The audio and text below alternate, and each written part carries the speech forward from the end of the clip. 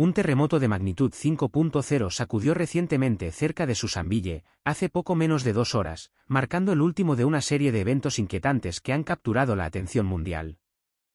Anoche, el límite entre el desastre y el milagro se desdibujó en el paisaje estadounidense a medida que una cadena de terremotos, inquietantemente unificados, convulsionaron la tierra desde Michigan hasta Dakota del Norte. Tras esta actividad sísmica, surgió un nuevo fenómeno a lo largo de la costa del Golfo. La superficie del océano entró en erupción en llamas, transformando la luz de las estrellas sobre las olas en un espectáculo apocalíptico. Equipos de la Guardia Costera se apresuraron a investigar, buscando una fuga o un naufragio, una razón para esta exhibición de fuego. Para aquellos que recuerdan antiguas profecías, las palabras de Lucas 9:25 resuenan profundamente: habrá señales en el sol, en la luna y en las estrellas, y en la tierra angustia de las naciones, confundidas a causa del bramido y el oleaje del mar. La pregunta persiste: ¿son estas meras coincidencias naturales, o está la tierra misma tratando de transmitir un mensaje? Antes de profundizar, considere apoyar nuestro canal dando me gusta a este vídeo y suscribiéndose. Comparta sus pensamientos y su disposición en los comentarios, ya que su perspectiva es invaluable. Examinemos ahora los eventos que se desarrollaron a lo largo de la costa del Golfo. En las primeras horas de la madrugada, los residentes cerca de Tampa Beach se sintieron atraídos a sus hogares por un brillo desconocido que flotaba justo por encima de la línea de flotación. Inicialmente confundido con el resplandor de las plataformas marinas o la luz de las estrellas reflejada, el comportamiento de la luz pronto se reveló como algo sin precedentes. Lo que comenzó como un brillo tranquilo se disolvió rápidamente en caos a medida que las llamas estallaban sobre la superficie del mar, extendiéndose con un patrón errático y vital. Las llamas rojas se elevaban y se enroscaban como si las mismas aguas desafiaran su orden natural, irradiando un calor intenso que se sentía incluso por aquellos que estaban parados lejos en la orilla. Los equipos de noticias y la Guardia Costera respondieron rápidamente, anticipando un petróleo roto o una ignición química a lo largo de una ruta marítima. Sin embargo, su investigación arrojó solo un misterio cada vez mayor.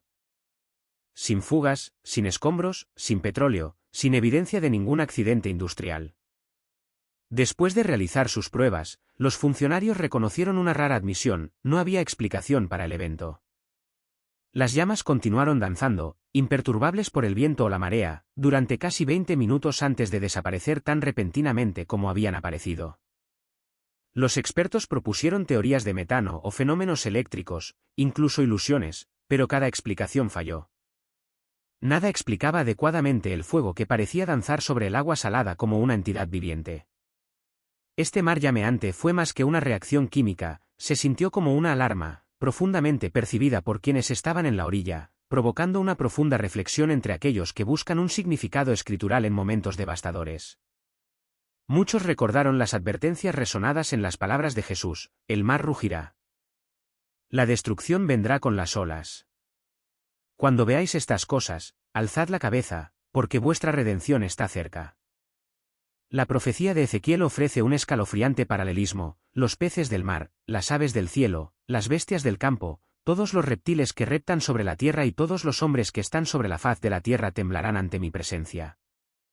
Aquí, el mar deja de ser una fuente de vida y, en cambio, es testigo del juicio. Es como si las antiguas advertencias estuvieran irrumpiendo a través del velo de la vida ordinaria, manifestándose en formas que ningún titular puede capturar por completo. Esta vez, el verdadero mensaje golpeó el corazón del continente. ¿Qué podría causar que los terremotos se movieran al unísono en el corazón de Estados Unidos? ¿Está Dios llamando a nuestra nación de regreso a su palabra? Desde Michigan hasta las Dakotas, el corazón de América no solo tembló, palpitó. No hubo un epicentro único, ni réplicas, ni advertencias, solo un enorme sacudón que afectó a millones de personas simultáneamente. Los testigos describieron una experiencia profundamente inquietante: se agitaron los platos, las puertas se estremecieron en sus marcos, el ganado entró en pánico y los perros aullaron en la noche. Los vecinos salieron al aire frío, escaneando el horizonte en busca de una explicación que nunca llegó. Un granjero en el norte de Minnesota relató más tarde: se sintió como si el suelo se detuviera y luego se moviera todo a la vez. En la zona rural de Dakota del Norte, las familias se reunieron bajo el cielo abierto, sin saber si debían prepararse para el impacto o inclinar la cabeza. Los sismólogos se movieron rápidamente para analizar el evento, pero sus hallazgos solo profundizaron la inquietud. El Servicio Geológico de EU emitió un comunicado inusualmente moderado: no se detectó desplazamiento de fallas activas, no se identificó ningún desencadenante tectónico correspondiente y el patrón sísmico no se alineó con los modelos conocidos. Por un breve momento, expertos, analistas y funcionarios llegaron a la misma conclusión: no había una causa clara. La comprensión humana se estancó, dejando un silencio lleno solo de preguntas sin respuesta. Cuando el mar arde, es una señal. Pero cuando la sólida tierra del corazón de Estados Unidos se mueve al unísono sin causa geológica, no es la naturaleza la que falla.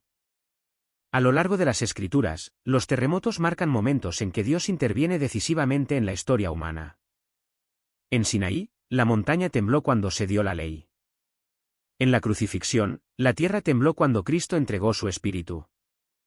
Y en el lenguaje profético, los terremotos nunca son meramente geológicos, son señales, recordatorios de que la creación misma responde cuando se cruzan los límites divinos. Apocalipsis 6, 5-8 sugiere que, entre otras señales del regreso de Cristo, muchos morirán a causa de hambrunas y plagas. Lucas también escribe sobre pestilencias que causan eventos aterradores y grandes señales del cielo. Si bien no podemos identificar definitivamente estos eventos, estos terremotos en suelo estadounidense podrían ser una señal de Dios para despertarnos a la realidad de que este mundo no es todo lo que hay y que debemos prepararnos para la venida de nuestro Rey. Mateo agrega más información sobre las señales que deberían despertarnos de nuestro letargo espiritual, describiéndolas como el principio de dolores de parto. Habrá hambres y terremotos en diversos lugares. Todo esto es el principio de dolores de parto. Cuando una mujer embarazada comienza el parto, el dolor no es intenso y las contracciones están separadas por varios minutos. Sin embargo, a medida que se acerca al parto, las contracciones se vuelven más frecuentes e intensas. Jesús usó esta analogía para transmitir que a medida que el mundo se acerca al fin de la era, las señales, como los terremotos, serán más frecuentes.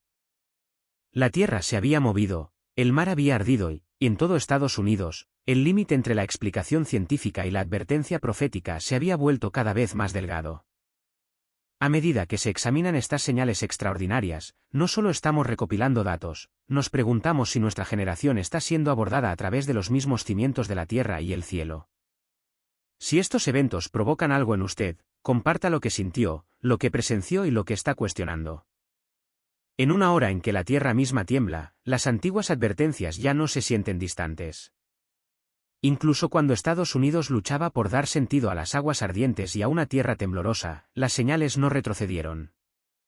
En cambio, comenzaron a cambiar de forma, volviéndose más silenciosas, más lentas, pero no menos inquietantes.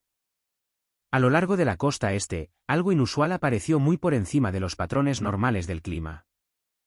Las imágenes satelitales lo detectaron primero antes de que los observadores terrestres comprendieran completamente lo que estaban viendo. Bandas de nubes de gran altitud se extendían por el cielo en líneas largas y paralelas, superpuestas con tal precisión que los meteorólogos hicieron una pausa. Las formaciones se parecían a líneas de texto escrito, ordenadas, deliberadas y abarcando cientos de millas. Desde las Carolinas hasta el Atlántico Medio y Nueva Inglaterra, apareció el mismo patrón, y luego una y otra vez durante 3 días consecutivos a casi las mismas horas. Las bandas de nubes regresaron, formándose, manteniendo su forma, luego disolviéndose lentamente al anochecer, solo para volver a reunirse al día siguiente. No había sistemas de tormentas que las explicaran, ni anomalías en la corriente en chorro que pudieran explicar su simetría. Los pilotos informaron haber volado debajo de lo que parecían cielos gobernados por líneas, como si los cielos mismos hubieran sido inscritos. Entre los creyentes, la imaginería se sintió inconfundible. Los cielos cuentan la gloria de Dios, y el firmamento anuncia la obra de sus manos. Día tras día sale la voz, noche tras noche la revela el conocimiento. Salmo 19, 1-2. Otros recordaron una imagen más sombría de Apocalipsis, el momento en que el juicio no se pronuncia en voz alta, sino que se registra. Y vi a los muertos, grandes y pequeños, de pie ante el trono, y se abrieron libros. Apocalipsis 8 y 12. ¿Estaba el cielo simplemente organizando vapor, o estaba, de alguna manera simbólica, abriendo una página? Entonces vino el sonido. En una importante ciudad portuaria estadounidense, los residentes de Nueva York comenzaron a informar de un tono profundo y metálico que resonaba en el aire nocturno. No gritaba, no gemía. Resonaba, un golpe bajo, parecido a una trompeta, pesado y mecánico, pero extrañamente hueco, como si viajara desde una gran distancia. El sonido llegaba a la misma hora cada noche, duraba varios minutos y luego cesaba. Los trabajadores del puerto se congelaron a mitad de tarea. Los residentes de apartamentos abrieron las ventanas. Las plataformas del metro quedaron en silencio mientras los viajeros se esforzaban por identificar su fuente. Las autoridades buscaron barcos, equipos de construcción, alarmas industriales, cualquier cosa que pudiera explicarlo. Nada coincidía. El tono no se movía, no se desvanecía con la distancia. Simplemente sonó y luego se detuvo. Para aquellos familiarizados con las escrituras, la asociación fue inmediata e inquietante. Porque el Señor mismo descenderá del cielo con un grito de mando, con voz de arcángel y con trompeta de Dios. 1 Tesalonicenses 4:16. Y más allá de eso, la oscura progresión descrita en Apocalipsis, el sonido de las trompetas no como celebración, sino como advertencia. 7 trompetas, cada una anunciando un paso más hacia el ajuste de cuentas. Los escépticos desestimaron los eventos como coincidencias atmosféricas y acústica industrial. Pero incluso entre ingenieros y analistas, la inquietud persistía, la sincronización era demasiado precisa, la repetición demasiado exacta.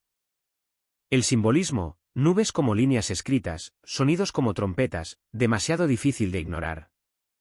Primero tembló la tierra, luego cambió el mar. Ahora el cielo parecía hablar y el aire mismo parecía sonar una alarma. Tomados en conjunto, estos no fueron cataclismos ruidosos, sino señales estructuradas, ordenadas, contenidas, casi pacientes, como si la creación no estuviera entrando en pánico sino testificando. Las ondas se propagaron por todas las comunidades a lo largo de la costa del Golfo. Pastores y creyentes hablaron de las aguas llameantes como un espejo que reflejaba una nación sostenida durante mucho tiempo por la abundancia, ahora enfrentada a una señal preocupante. Muchos recordaron a sus congregaciones, cuando el agua, que está destinada a curar y sostener, comienza a arder, puede estar llamando a un pueblo a regresar antes de que siga algo mayor. Otros recurrieron nuevamente a las palabras habladas por Jesús hace 2000 años, habrá señales en el sol, la luna y las estrellas. Y en la tierra, angustia de las naciones, con perplejidad por el bramido y el oleaje del mar. En Michigan y Kansas, los servicios religiosos del domingo se llenaron de asistentes, feligreses habituales junto con recién llegados afectados por la preocupación y la maravilla. Los pastores reelaboraron sus mensajes, pasando de la inspiración cotidiana a súplicas urgentes de preparación espiritual. Un ministro instó a la congregación: Dios está sacudiendo a Estados Unidos. ¿Nos apartaremos o escucharemos el llamado? Los pastores de todo el Medio Oeste hablaron claramente a sus congregaciones esa mañana: quizás estos temblores sincronizados no sean accidentes de la naturaleza, sino señales, contracciones antes de algo pesado, una advertencia destinada a llegar a una nación que se ha vuelto cómoda. En 2022, las redes sociales explotaron de actividad. Hashtags como en Time Trumpet y en Time Since Estados Unidos encabezaron las tendencias durante días mientras las cadenas de noticias recopilaban y analizaban vídeos virales de océanos llameantes a explosiones de trompetas que resonaban sobre barrios urbanos. Miles de comentarios se acumularon, escépticos cuestionando la autenticidad, otros compartiendo historias de encuentros que cambiaron sus vidas, y innumerables usuarios planteando la escalofriante pregunta: ¿coincidencia o advertencia divina? No todas las respuestas rebosaban de seguridad u optimismo. Surgieron temores de juicio inminente en algunas publicaciones, mientras que otras adoptaron la acción. Se formaron reuniones de oración improvisadas en parques. Los vecinos ofrecieron ayuda y suministros a los conmocionados, y los foros digitales lanzaron diálogos basados en la fe y redes de apoyo mutuo. En la ciudad de Nueva York, el ruido parecido a una trompeta detuvo a los peatones en seco, algunos filmaban frenéticamente, otros abrumados por las lágrimas. En Colombia, los locales describieron un profundo silencio que descendió después del sonido, una quietud que tenía un peso sagrado. Desde ciudades bulliciosas hasta aldeas tranquilas, prevaleció una urgencia compartida, un impulso nacional para encontrar significado, consuelo y dirección. A través de la oración, las conversaciones o los actos de bondad, las personas de todo Estados Unidos pasaron de ser meros observadores de lo extraño a buscadores activos en un profundo despertar espiritual. Luego vino una señal no de fuego, sonido o cielos escritos, sino de la vida misma saliéndose del ritmo. Sobre la región de los Grandes Lagos, los sistemas de radar meteorológico comenzaron a registrar una anomalía que al principio parecía un error de datos. Lo que deberían haber sido trayectorias de migración limpias y direccionales formaron una vasta masa giratoria. Tras un examen más detenido, los operadores se dieron cuenta de que la señal era biológica, no atmosférica. Era una bandada, una inmensa congregación de aves migratorias dando vueltas sin cesar sobre la misma región durante horas. No eran bandadas dispersas corrigiendo su curso, era un cuerpo unificado, miles de fuertes, volando en un bucle continuo que desafiaba todos los patrones conocidos de migración estacional. No avanzaban hacia el sur, no se dispersaban. Daban vueltas. Las cámaras terrestres pronto confirmaron lo que sugería el radar. Sobre una ciudad costera, los pájaros formaron una colosal espiral, ensanchándose y estrechándose a cámara lenta, pareciendo una corona viviente suspendida contra el cielo. La formación se mantuvo, precisa y deliberada, como si estuviera gobernada por un centro invisible. El tráfico se ralentizó. Los peatones se detuvieron. La ciudad quedó en silencio bajo el sonido de las alas. Luego, sin previo aviso, el patrón colapsó.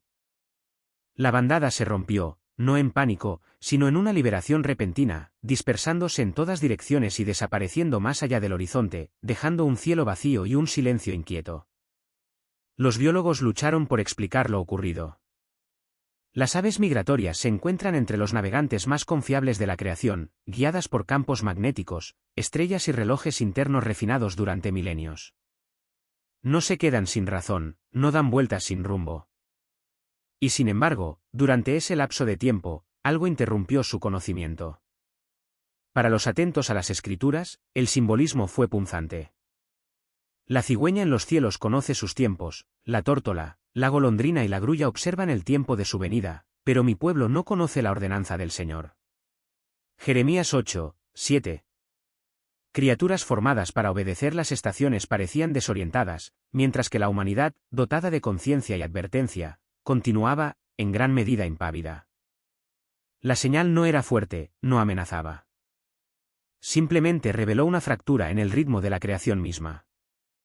Las palabras de Pablo resonaron con renovada claridad, porque la creación espera con ardiente anhelo la manifestación de los hijos de Dios. Porque la creación fue sometida a vanidad, no de su voluntad, sino por causa de aquel que la sometió en esperanza. Romanos 8, 19-20. Esto no fue destrucción, fue disonancia, como si la creación, fiel durante mucho tiempo a sus rumbos, vacilara, se detuviera, diera vueltas antes de continuar su camino. Y en esa vacilación, una pregunta persistió bajo las alas que se desvanecían: si incluso las criaturas del aire pueden perder momentáneamente su camino, ¿qué significa cuando una nación ya no reconoce la estación en la que se encuentra? No mucho después de que los cielos volvieran a quedar en silencio, la atención se centró en el oeste, hacia una montaña que se creía hacía mucho tiempo en silencio. En una remota cordillera de las tierras altas de Estados Unidos, un volcán que había dormido sin ser molestado durante siglos comenzó a exhibir un comportamiento que ningún registro podía explicar. No hubo temblores, ni calor ascendente, ni bruma sulfurosa flotando sobre los valles. Los instrumentos no detectaron movimiento de magma debajo de la superficie. Según todas las medidas científicas, la montaña permaneció inactiva y, sin embargo, cada noche brillaba. Los observadores la notaron por primera vez poco después del anochecer.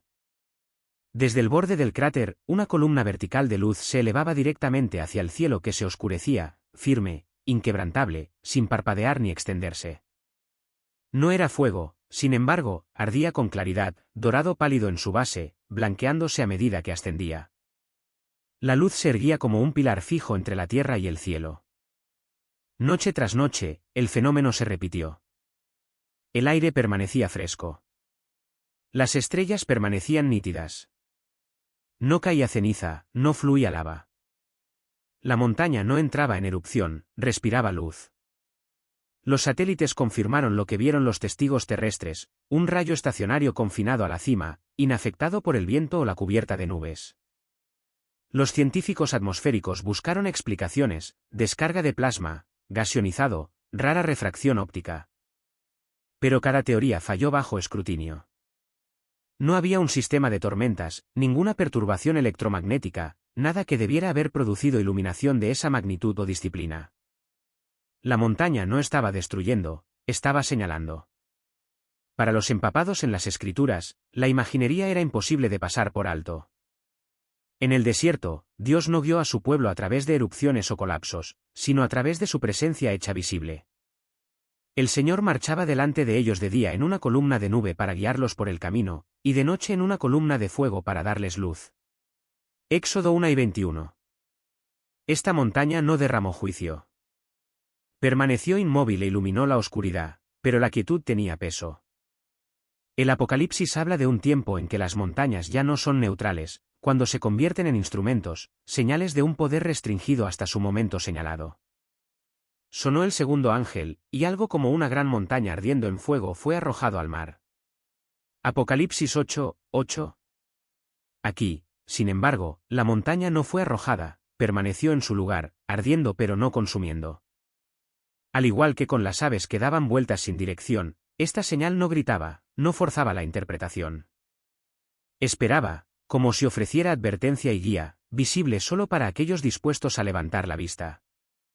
Algunos lugareños describieron una quietud abrumadora cerca del sitio, la sensación de que la montaña estaba despierta pero paciente. Otros hablaron en voz baja de miedo, no de lo que estaba sucediendo, sino de lo que aún no había sucedido. Si la bandada desorientada reveló una ruptura en el ritmo de la creación, esta montaña iluminada sugirió algo completamente diferente: no caos, sino restricción; no destrucción, sino misericordia retenida en la intención. Una luz encendida donde el fuego debería haber caído. Y una vez más, la creación pareció detenerse, como si esperara ver quién reconocería la señal y quién continuaría caminando en la oscuridad, sin mirar nunca hacia arriba. A medida que las señales se multiplicaban y las comunidades lidiaban con el asombro, el terror o la anticipación, surgieron preguntas profundas, aquellas que escapan al alcance de los ciclos de noticias o las tendencias virales. ¿Qué hay detrás de los mares ardientes, la tierra temblorosa y las trompetas celestiales? Meras coincidencias, sucesos extraños o hilos en un antiguo tapiz profético cada vez más insistente en medio de la agitación global. Las escrituras enmarcan repetidamente las perturbaciones naturales, aguas llameantes, cielo rojo sangre, convulsiones sísmicas, como señales divinas, subrayando el vínculo de la creación con las promesas divinas, la rendición de cuentas y la renovación. Jesús predijo en Lucas 9:25, habrá señales en el sol, en la luna y en las estrellas, y en la tierra angustia de las naciones, confundidas a causa del bramido y el oleaje del mar. Estas no son metáforas vagas sino claras alertas diseñadas para conmover las almas. El Apocalipsis amplifica la imaginería: los ángeles desatan toros sobre el mar, tiñéndolo de rojo sangre; las trompetas suenan desde el cielo, llamando al arrepentimiento en medio de las aflicciones. Joel 2:30-31 se hace eco de esto: y mostraré prodigios arriba en el cielo y señales abajo en la tierra, sangre, fuego y columnas de humo. El sol se convertirá en tinieblas y la luna en sangre, antes que venga el día grande y terrible del Señor. Cada anomalía sirve como dolores de parto, Mateo 24:8, anunciando cambios cósmicos. Pablo afirma en Romanos 8:21-22 que la creación misma será liberada de su esclavitud a la corrupción y participará de la libertad y la gloria de los hijos de Dios. Mientras toda la tierra gime con ardiente anhelo, cuando los elementos estallan en fuego, temblor o estruendo, señalan la interacción de los reinos material y eterno, trascendiendo la explicación empírica. ¿Estas ocurrencias nos invitan a reflexionar, marcan el clímax de la profecía? ¿Está el Creador empuñando la naturaleza, océanos, tierra, cielos, para despertar una era adormecida? ¿O son contracciones intensificadas hacia la revelación final? Más allá del análisis, tales enigmas requieren perspicacia de oración. Como en cada era de presagios, la convocatoria perdura: velad y orad, Marcos 1:33. Discernid con sabiduría. A medida que nos acercamos cada vez más a la venida del Señor, encuentro triste que, a pesar de que muchos son conscientes de que estamos en los últimos tiempos de la historia humana, la gente pone excusas en lugar de poner sus vidas en orden con Dios. Muchos juegan a la ruleta rusa espiritual, un juego de poner una bala en el tambor giratorio de un revólver de 6 tiros, sujetarlo a la cabeza y apretar el gatillo. Nunca va a pasar, dicen. Juegan con sus vidas eternas a que Cristo no vendrá a poner fin a la maldad que ocurre en este mundo. Esta locura está en los corazones de la gente, a pesar de que ven señal tras señal de su pronta venida. Jesús habló de ello en términos de personas invitadas a un banquete y que despreciaban la gracia del que las invitaba. Pero él le dijo, un hombre estaba dando una gran cena y invitó a muchos. Y a la hora de la cena, envió a su esclavo a decir a los invitados, venid, que todo está listo ahora. Pero todos por igual comenzaron a poner excusas. El primero le dijo, he comprado un terreno y necesito ir a verlo. Por favor, considéreme excusado. Lucas 14, 16-18. Es hora de prepararse para el banquete con el Señor y no poner más excusas. Si eres cristiano, este mundo no es tu hogar. Como yo, anhelando a mi familia, nuestro Señor anhela nuestra reunión. Él ha pasado casi 2000 años preparando un lugar para nosotros, para que donde Él esté, nosotros también estemos. Juan 14, 1-3. La alegría inundará su corazón en la cena de las bodas del Cordero cuando nos muestre dónde viviremos juntos. Debe ser decepcionante para el que algunos ni siquiera estén atentos a ese día. En cambio, ponen excusas y eligen las cosas de este mundo. Muchos no son conscientes de las señales bíblicas de los tiempos que nos rodean. Están dormidos espiritualmente y no están atentos al regreso de Cristo. Estos deberían ser días de preparación. Antes de celebrar la Pascua y la liberación de Egipto hacia la tierra prometida, el pueblo judío pasó días de preparación. Todavía lo hacen, ya que el Cordero Pascual se llevaba a la casa 4 días antes de ser sacrificado. Éxodo 12, 3-6. Las casas de los israelitas se barrían meticulosamente antes de la Pascua, ya que también era la fiesta de los panes sin levadura, y cada miga de levadura o leudado debía barrerse y tirarse a la papelera. La levadura o el leudado habla de pecado. Antes de ver a nuestro amado, debemos prepararnos y alistarnos para encontrarnos con el Señor en el aire. 1 Tesalonicenses 4, 13-17. Debemos barrer nuestras vidas de todo pecado y prepararnos para el banquete con el Señor. Apaga la televisión. Olvídate del deporte. La gente está muriendo sin conocer al Salvador. Debemos hacer lo que podamos para llevarles la verdad. Prepárate para la eternidad. Cuando Jesús dijo a los que lo escuchaban que había descendido del cielo, Juan 6:38, para hacer la voluntad de Dios, comenzaron a razonar y a susurrar sobre su infancia en Nazaret, que estaba a unas 40 millas de donde enseñaba junto al mar de Galilea. Algunos de ellos quizás conocían a su padre y a su madre. ¿Cómo puede decir eso de que ha descendido del cielo? La respuesta de Jesús fue hablar del poder de atracción del Espíritu de Dios. Ante esto, los judíos comenzaron a murmurar sobre él porque dijo, yo soy el pan que descendió del cielo. Dijeron, ¿no es este Jesús, hijo de José, cuyo padre y madre conocemos? ¿Cómo puede decir ahora, descendí del cielo? Jesús respondió, dejad de murmurar entre vosotros. Nadie puede venir a mí a menos que el Padre que me envió lo atraiga, y yo lo resucitaré en el último día. Está escrito en los profetas, todos serán enseñados por Dios. Todo el que escucha al Padre y aprende de él viene a mí. Nadie ha visto al Padre, excepto el que es de Dios, solo él ha visto al Padre. Juan 6, 41-46, énfasis añadido. ¿Qué quiso decir Jesús al decir, nadie puede venir a mí a menos que el Padre que me envió lo atraiga? En mi adolescencia tardía y principios de mis 20, tuve muchas preguntas sobre los misterios de la vida, provocadas por los varios roces con la muerte en mi trabajo como pescador comercial. Las preguntas a menudo giraban en torno a la vida después de la muerte y si existía el cielo y el infierno. Trabajar con mi padre como pescador comercial me permitía tomar largos periodos de tiempo libre cuando tenía a alguien con experiencia que me reemplazara. Mi hambre espiritual creció mientras viajaba por Asia, buscando respuestas a la vida a través de la filosofía, el budismo y el hinduismo, creyendo que estas religiones llenarían la pieza que faltaba en el rompecabezas de mi vida. Cuando llegaste a Cristo, si eres cristiano, y no hay mejor momento que ahora si no lo eres, el Señor se acercó a ti y te atrajo hacia Él. Podría haber sido un amigo cuya vida parecía diferente. Quizás fue un mensaje que de alguna manera te tocó profundamente. Tal vez fue la profunda insatisfacción de la que ya hemos hablado. También podría haber sido un libro donde una oración particular te agarró como un anzuelo que se aferró firmemente a tu alma, y fue solo cuestión de enrollarte hacia Cristo.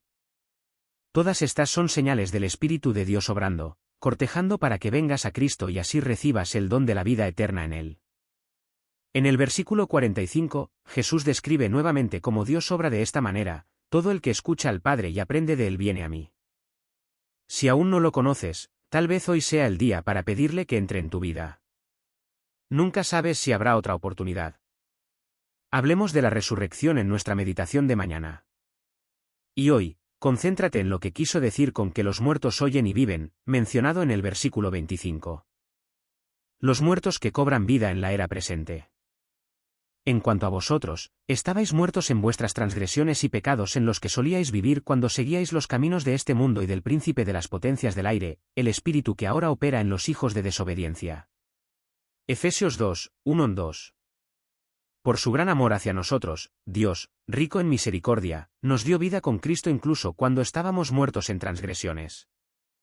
Por gracia sois salvos, por medio de la fe, y esto no de vosotros, pues es don de Dios, no por obras, para que nadie se gloríe. Efesios 2, 4-9. Notad cómo esta vida de Dios llega a nosotros. Se da como un regalo de gracia. ¿Qué significa la palabra gracia? Gracia es una palabra que significa favor inmerecido. Significa que no hay nada que puedas hacer para ganarla. Es un regalo de vida que se te da cuando crees y confías en la obra de Cristo en la cruz por ti. Y mientras usted, si aún no ha creído y puesto su confianza en Cristo, hágalo hoy. No lo pospongas, por el amor del cielo y por tu bien. Este año, las señales del fin de los tiempos pueden intensificarse en Estados Unidos, aunque la preparación se prolonga, diferida a vagos mañanas. El próximo año, o el crepúsculo de la vida, puede coronarse como una temporada de despertar, pero esa hora evade el alcance. Otros la presencian, pero multitudes se precipitan al abismo de la eternidad.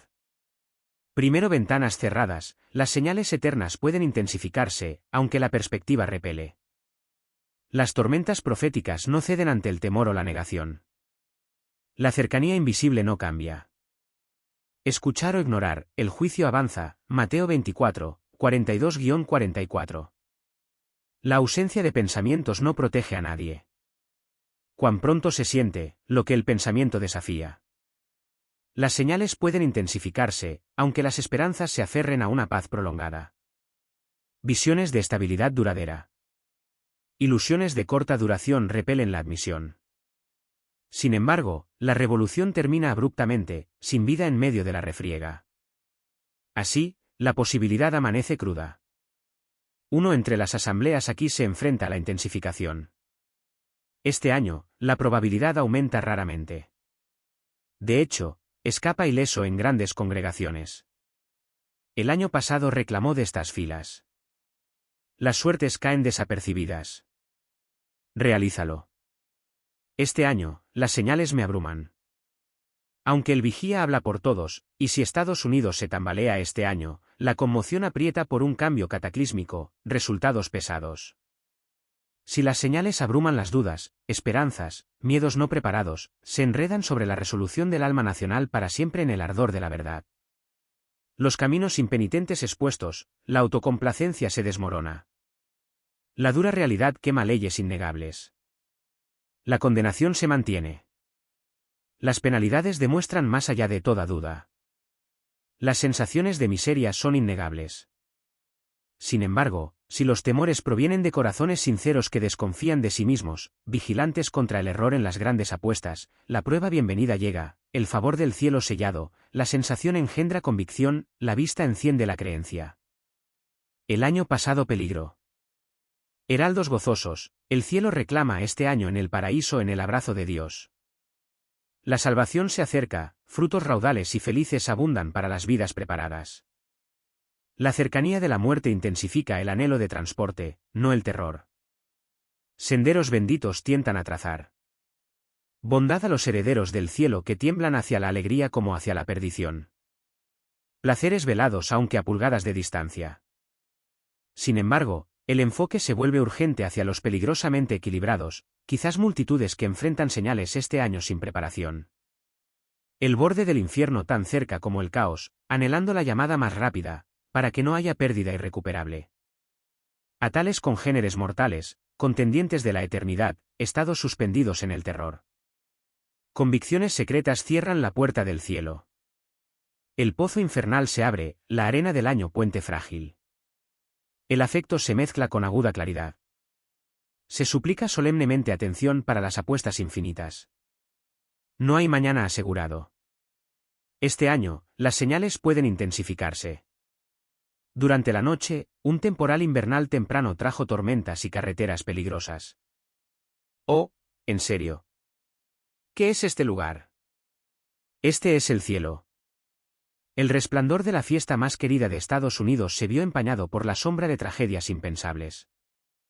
Las luces de Navidad todavía colgaban sobre las calles de Cleveland a Jacksonville. Las listas de reproducción seguían prometiendo paz repetidamente. Estados Unidos no se detuvo, el calendario siguió avanzando.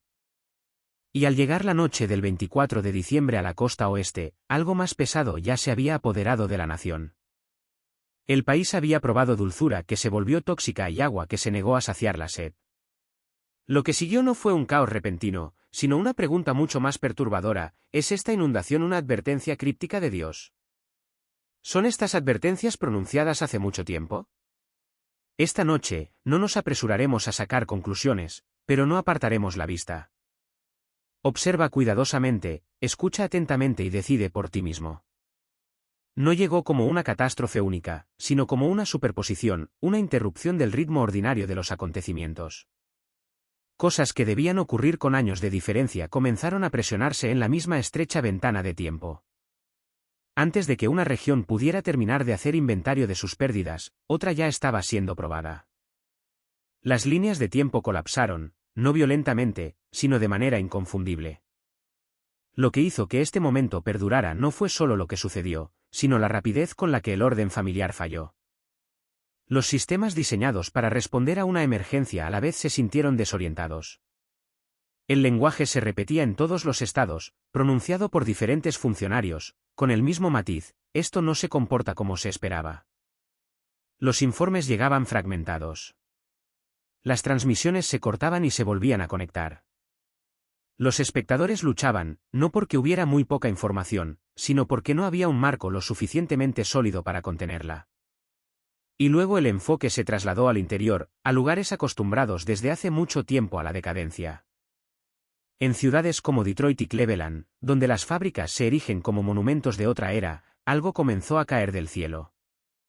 Al principio, parecía inofensivo: partículas de color marfil, ligeras como ceniza, dulces al gusto.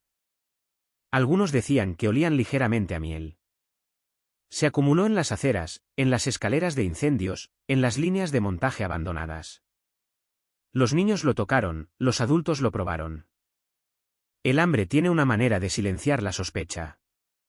Pero cuando la sustancia se posó sobre el acero oxidado, sobre los vagones de ferrocarril, la maquinaria vieja, los techos de las fábricas, reaccionó. Se elevó un gas delgado, apenas visible, que provocó desorientación, euforia, una relajación de la restricción. Aquellos que consumieron las partículas no colapsaron, se encendieron. Algo en ellos cambió de hambre a fijación. Las multitudes se reunieron. Las viejas plantas se abrieron a la fuerza. Las máquinas fueron golpeadas, desmanteladas, arrastradas a las calles. Lo escuché descrito una y otra vez con el mismo lenguaje extraño: liberando las máquinas. Los corredores industriales que habían estado en silencio durante años estallaron no con producción, sino con fervor. En pocos días, lo que quedaba de la economía manufacturera regional se detuvo por completo. Los funcionarios buscaron explicaciones: contaminantes atmosféricos, subproductos industriales, interacciones químicas no identificadas, todas plausibles, ninguna completa. Lo que pesó más fueron las voces de aquellos que habían vivido con escasez el tiempo suficiente para reconocer cuando algo se sentía mal. Las escrituras usan un lenguaje más antiguo para momentos como este.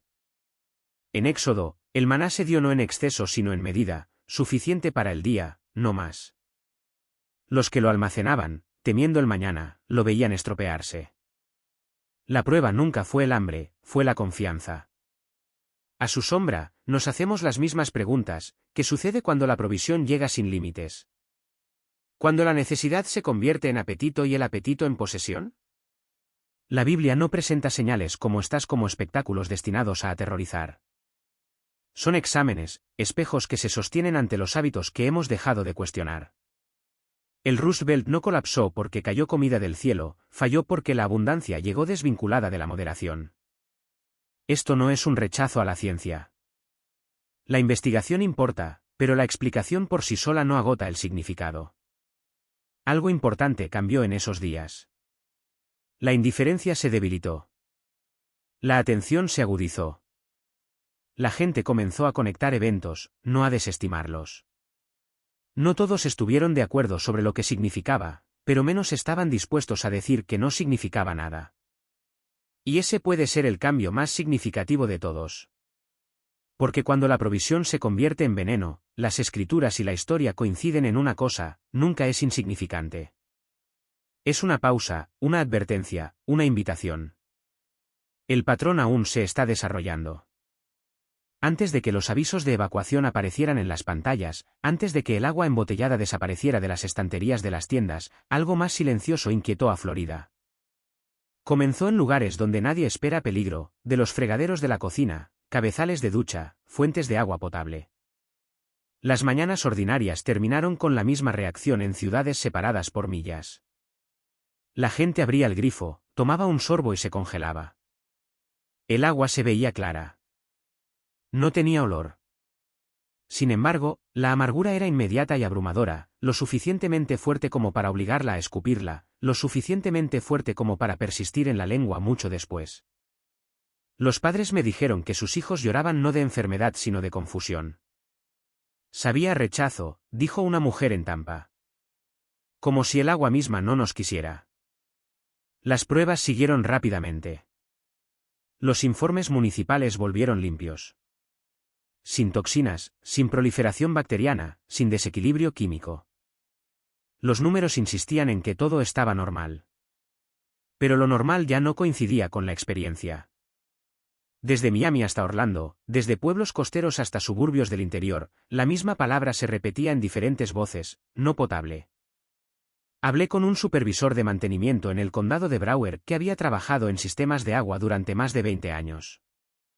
Lo dijo claramente, sin dramas: si esto fuera una contaminación, lo veríamos. No lo vemos. Y eso es lo que asusta a la gente. A medida que pasaban las horas y los días, aumentó la presión. Los hospitales racionaban suministros, las escuelas cerraron, los residentes ancianos esperaban en filas bajo el sol para recibir agua transportada. Algunos abandonaron el estado por completo, empacando lo que pudieron y dirigiéndose al norte, sin saber cuándo o si los grifos cambiarían de opinión. Otros se quedaron, reacios o incapaces de moverse, esperando lo que muchos llamaban en voz baja un milagro. Las escrituras tienen un lenguaje para momentos como este. En Éxodo, la gente llegó a Mara después de días de viaje, desesperada y agotada, solo para encontrar agua que no podían beber. La amargura no fue un castigo, fue un retraso, una prueba no solo de supervivencia, sino de confianza y paciencia, de si la desesperación se convertiría en queja o la espera en escucha. Digo esto con cuidado, no como un veredicto, sino como un paralelo. Florida es un estado construido sobre el flujo, agua, turismo, movimiento, velocidad. Que ese flujo se volviera hacia adentro, que se volviera inutilizable sin explicación, golpeó algo más profundo que la infraestructura. Desafió la suposición de que el acceso garantiza la satisfacción, que el suministro asegura la paz. Los expertos continuaron buscando. Los ingenieros recalibraron los sistemas. Los científicos compararon muestras, todo trabajo necesario. Pero la explicación, incluso cuando llega, no borra la pregunta que se posó sobre el estado como la humedad: ¿qué pasa si el agua nos pide que nos detengamos antes de que nos pida que bebamos? Escuché esta pregunta más claramente no de los funcionarios, sino de la gente común. Un trabajador de hotel en Fort Lauderdale me dijo: es como si nos obligaran a disminuir la velocidad, a esperar. A nadie le gusta eso.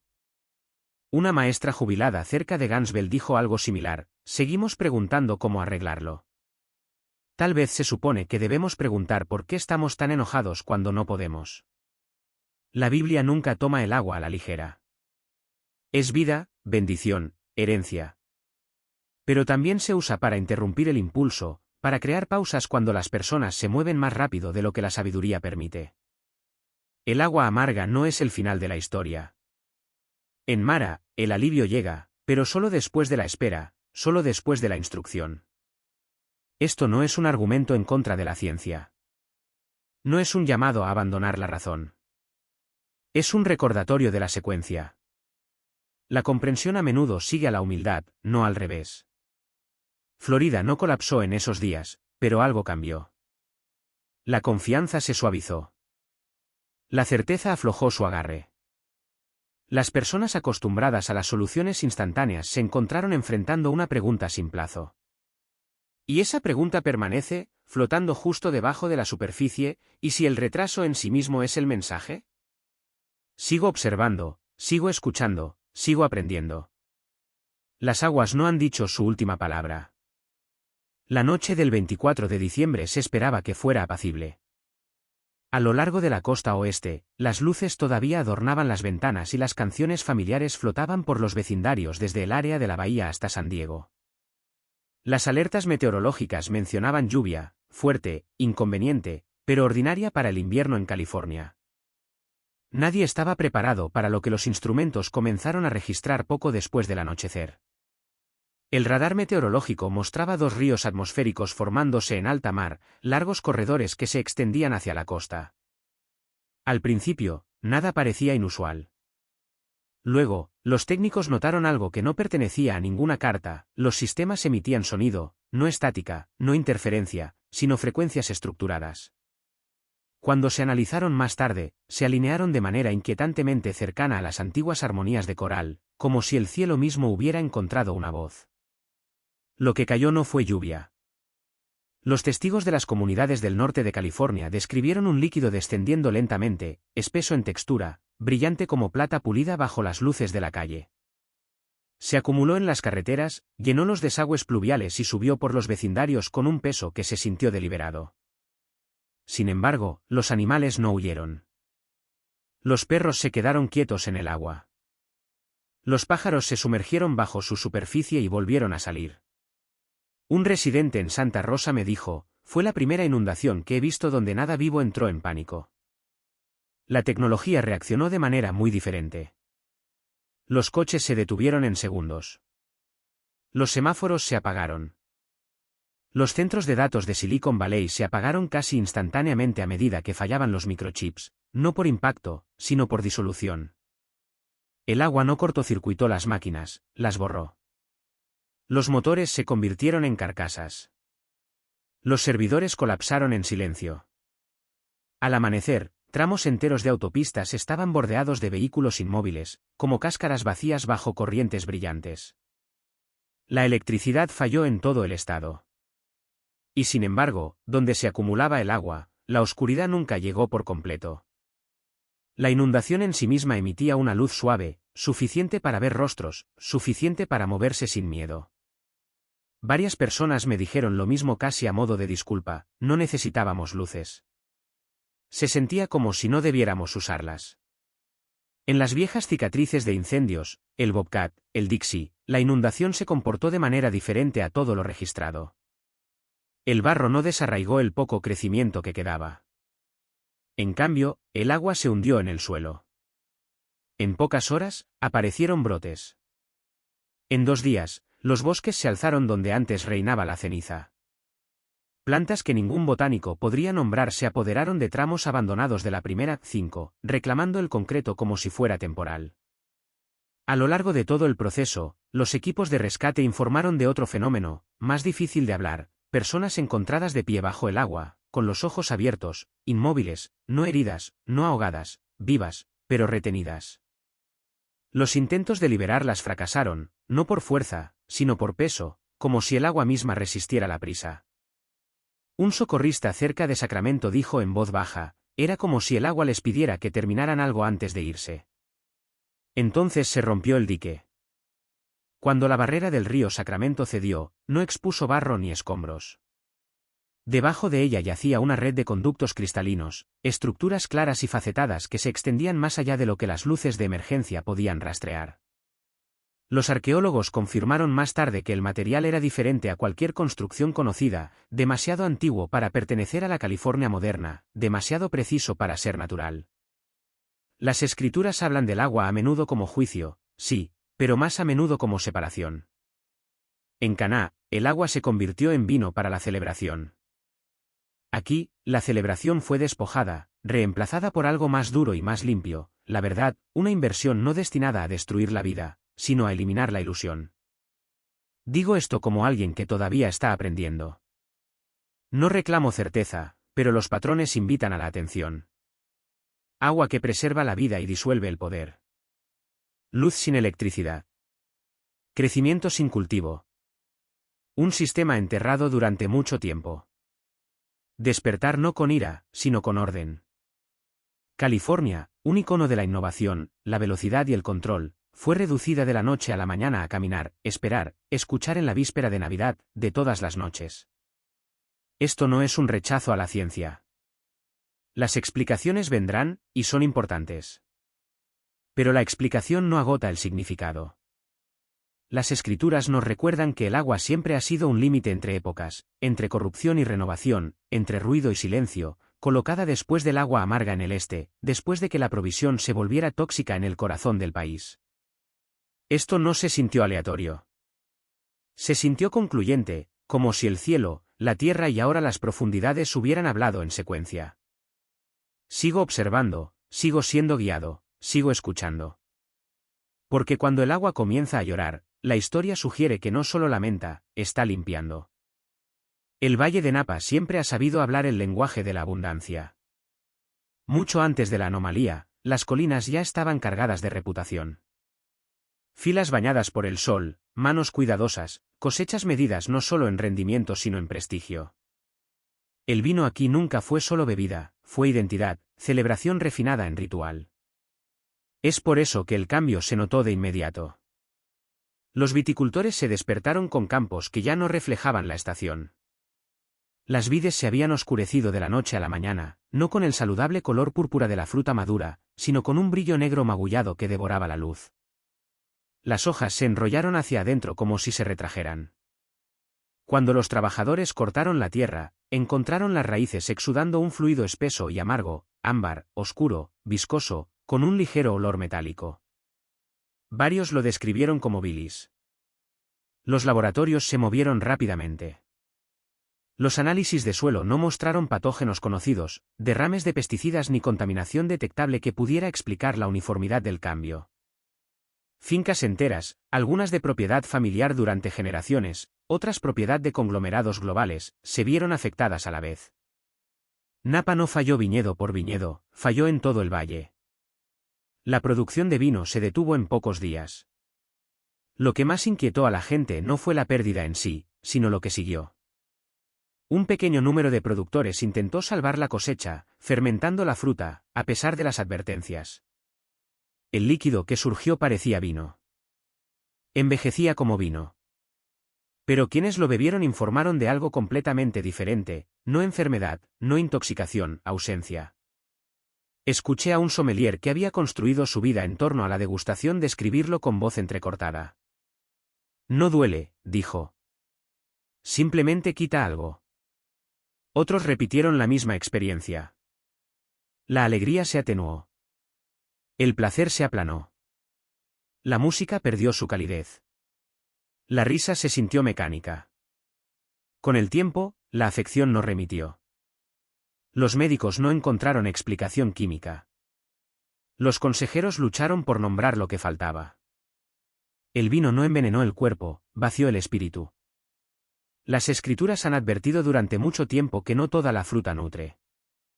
En Deuteronomio, la viña de Sodoma no es condenada por su crecimiento, sino por su origen, raíces que parecen productivas, pero que llevan corrupción debajo de la superficie. El juicio no es destrucción repentina, sino inversión. Lo que estaba destinado a deleitar se vuelve incapaz de deleitar. No digo esto como una acusación. Napa no colapsó porque hacía vino, tropezó porque la celebración se aisló de la moderación, porque la abundancia se trató como un derecho en lugar de un regalo. Esa línea es delgada. La mayoría de las culturas la cruzan sin darse cuenta. Lo que me llamó la atención fue la tranquilidad con la que cambió el valle después. El turismo se evaporó. Las salas de degustación cerraron, no con pánico, sino con resignación. Las conversaciones cambiaron. Un gerente de viñedo me dijo: pasamos años enseñando a la gente a saborear. Olvidamos preguntar por qué. Esto no fue fuego del cielo. Ningún terremoto partió las colinas. La tierra siguió siendo hermosa. Esa puede ser la parte más difícil. El juicio llegó sin espectáculo. Llegó como vacío, un disfrute que ya no podía ser disfrutado. La ciencia continuará investigando. La economía calculará las pérdidas. Ambos son necesarios, pero ninguno puede abordar completamente la inquietud más profunda que se instaló sobre Napa, la realización de que el placer, cuando se aísla del significado, puede volverse contra quien lo bebe. A lo largo de las escrituras, los viñedos son lugares de alegría, descanso y bendición. Cuando se vuelven amargos, nunca es al azar, es correctivo. Un llamado a recordar que el deleite separado de la gratitud y los límites no permanece dulce. Pero cuando incluso la alegría misma se retira, la historia sugiere que no es crueldad, es misericordia que llega en una forma que ya no reconocemos. No comenzó en el cielo. Comenzó en las salas de servidores, silenciosas, refrigeradas, zumbando como templos que nunca dormían. Los ingenieros en Santa Clara y Mountain View notaron la primera anomalía justo después de la medianoche. Paneles de diagnóstico parpadeando, consumos de energía disparándose sin motivo, paquetes de datos desapareciendo a mitad de transferencia. Luego, las cámaras lo captaron, nubes de algo particulado, metálico, vivo con señal, ensamblajes a microescala tejiéndose juntos, moviéndose en oleadas, adoptando una forma que se sentía incómodamente familiar. Langostas. Salieron de los centros de datos como el aliento de una boca abierta. Estas no eran criaturas de suelo o hoja. Se alimentaban de corriente y código. Despojaban la energía de las redes y la memoria de las máquinas, consumiendo registros de cuentas, historiales médicos, bases de datos de identidad, cualquier cosa que pudiera ser contada, almacenada o confiada. En San José, los cajeros automáticos se quedaron en blanco. En Palo Alto, los sistemas hospitalarios volvieron a ser solo estática. Cruzando el Pacífico, los cables se oscurecieron como si hubieran sido roídos por dientes invisibles. Durante unas horas, el mundo volvió a un estado en el que ya no recordaba cómo sobrevivir. Al amanecer, estaba claro, esto no era un hackeo, ni sabotaje, ni guerra. No hubo demanda de rescate, ni manifiesto, solo silencio donde solía vivir la certeza. La gente habló entonces del éxodo, de la antigua plaga que devoró lo que Egipto creía controlar. Solo que esta vez, las cosechas eran digitales, el ganado eran servidores, y los dioses que estaban siendo confrontados no estaban tallados en piedra, sino codificados, optimizados y actualizados sin cesar. La tecnología había prometido omnisciencia. La información había prometido permanencia, y en una sola noche, ambas fueron devoradas vivas. Para cuando los mercados reabrieron, la confianza ya estaba herida. Pero nadie esperaba lo que aparecería dentro del cañón de vidrio y piedra del Bajo Manhattan. Comenzó en Broad Street. Justo antes de la apertura del mercado, los operadores que se reunían cerca de la Bolsa de Nueva York notaron un extraño reflejo moviéndose por la fachada de piedra caliza. Letras formándose donde ninguna fuente de luz podía explicarlas. No graffiti, no proyección, palabras impresas en la propia superficie, como si el edificio se estuviera utilizando como una pizarra. Las grabaciones de seguridad lo confirmaron más tarde, una mano, desmembrada, inmensa, escribiendo lentamente en muros que habían sobrevivido a generaciones de auges y caídas. La escritura no era inglés ni hebreo, exactamente más antigua, más pesada. Cada trazo parecía drenar el color de la piedra, dejando tras de sí líneas que brillaban débilmente como brasas que se negaban a morir.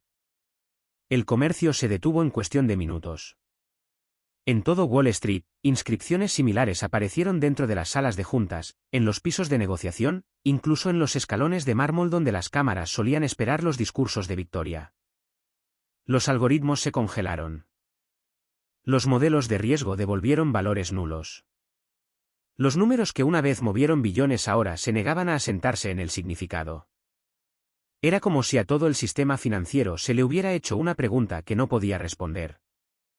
Corredores veteranos susurraron palabras que no habían dicho desde la escuela dominical: pesado, contado, medido y hallado falto. Al mediodía, las pensiones estaban bloqueadas, los derivados deshechos. Fortunas que habían sobrevivido a guerras, crisis y pandemias se disolvieron sin una sola orden de venta. No hubo ventas de pánico, solo parálisis. Los mercados no se estaban colapsando por miedo, se estaban deteniendo, como si una autoridad invisible hubiera puesto una mano sobre la maquinaria y hubiera dicho: suficiente. Wall Street siempre había creído que podía ponerle precio a todo: mano de obra, tierra, tiempo, incluso esperanza futura. Pero esa mañana, el valor mismo fue retirado. Y por primera vez en la memoria viva, la pregunta no era cómo recuperarnos, sino quién exactamente había estado llevando los libros todo este tiempo. Sin alarmas, sin ruptura en el cielo, sin enemigo visible. En las altas llanuras de Montana, cerca de Miles City, cerca de la cuenca del río Yellowstone, en ranchos que habían entrenado a generaciones para despertarse antes del amanecer, la gente simplemente no se levantaba. Al principio, se desestimó como coincidencia, un agotamiento de finales de invierno, una gripe compartida. Pero a la segunda mañana, algo se sentía mal. Los autobuses escolares estaban al ralentí sin conductores. Las puertas de las iglesias permanecían cerradas mucho después de la hora de oración. Las radios crepitaban sin respuesta en condados que se enorgullecían de nunca perder una llamada. Dentro de las casas de campo y los barracones, hombres y mujeres yacían dormidos, no colapsados, no enfermos, sino descansando demasiado profundamente, respirando con calma, rostros serenos, sin signos de lucha, como si se les hubiera dicho amablemente que se acostaran y hubieran obedecido sin cuestionar. Se trajeron equipos médicos en avión. Los EEG mostraron actividad consistente con el sueño, pero muy por encima de las etapas conocidas. Los intentos de despertarlos fracasaron, no por dolor, luz o sonido. Era como si la conciencia misma se hubiera apartado. El patrón se hizo más claro al anochecer. Los afectados no eran aleatorios. Eran alguaciles, pastores, capataces de ranchos, bomberos voluntarios, ancianos tribales, maestros, los anclajes silenciosos. Aquellos a quienes otros seguían sin pensar. Aquellos que vigilaban las puertas, guiaban el ganado, resolvían disputas y se interponían entre el orden y el caos sin llamarse nunca líderes. Los pastores se habían dormido. Sin ellos, la confusión se propagó rápidamente, no por violencia, sino por negligencia. El ganado vagaba por cercas rotas. Las quemas controladas se extendieron demasiado. Las decisiones de emergencia se estancaron porque nadie se sentía autorizado a tomarlas. La gente se reunió, esperando instrucciones que nunca llegaron. Al tercer día, las escrituras resurgieron, no gritadas, sino susurradas.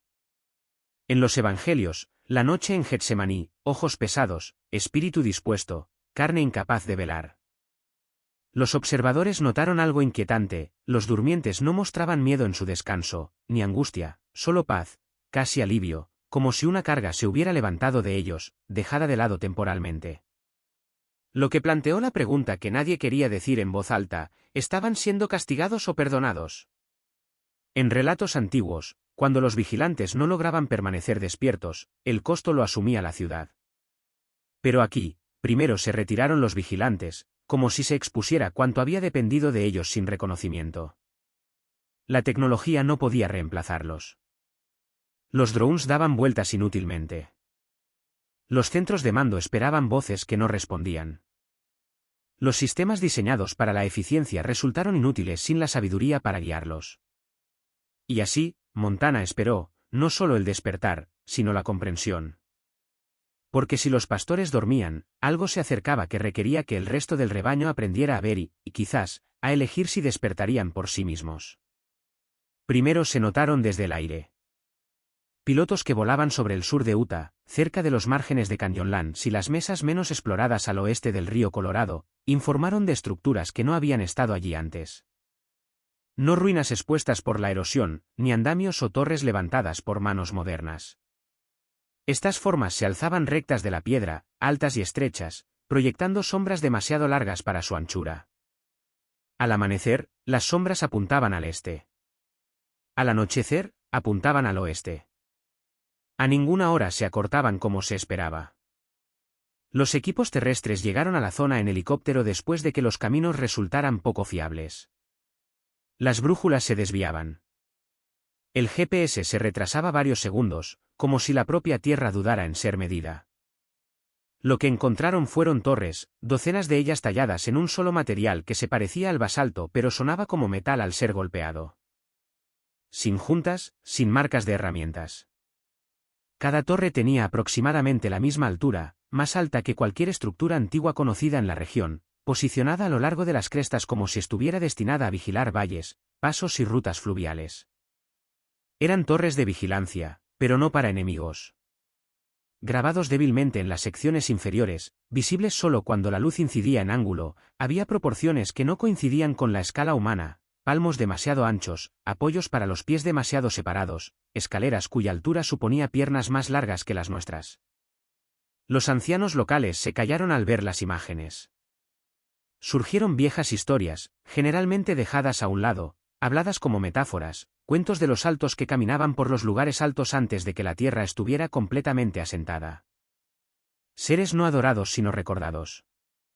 Vigilantes que no estaban destinados a gobernar, pero que no sabían cómo irse. Las escrituras también se reabrieron, no con confianza, sino con cautela. En Génesis, hay una línea breve e inquietante sobre figuras de gran estatura presentes cuando se cruzaron los límites y se interrumpió el orden. El texto no se detiene, no explica.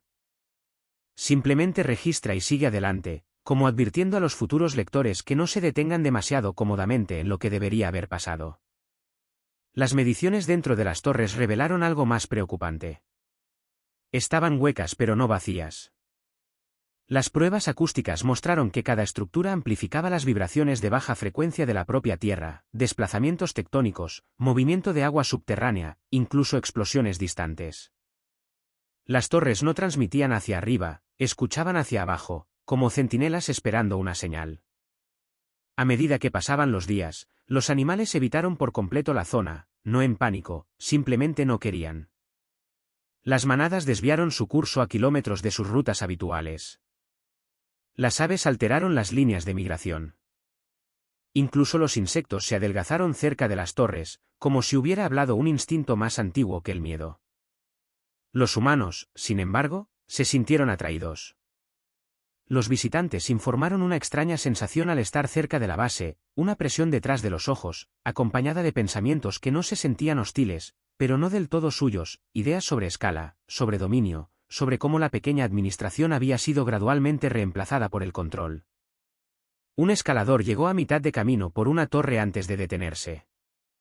Más tarde, dijo en voz baja que cuanto más subía, más se sentía vigilado, no por ojos, sino por memoria, como si la propia Tierra estuviera preguntando si la humanidad había aprendido algo desde la última vez que tales estructuras existieron. No se encontraron puertas, ni entradas, ni signos de ocupantes actuales. Sin embargo, por la noche, las imágenes térmicas mostraban un débil calor vertical, ascendiendo y cayendo lentamente, como aliento. Las autoridades sellaron el área, pero la contención se sintió simbólica en el mejor de los casos. Estas torres no fueron colocadas para ser ocultas, fueron posicionadas para ser vistas cuando fuera el momento adecuado. La pregunta que persistía sobre Utah no era quién las construyó, era por qué volvían a vigilar. Porque las torres de vigilancia solo se levantan cuando alguien espera movimiento. Y si los gigantes de la antigüedad construyeron lugares para observar el mundo de abajo, entonces quizás no estaban esperando que la humanidad desapareciera, sino que decidiera una vez más quién tendría la confianza del suelo. Comenzó como viento, por eso la mayoría lo desestimó.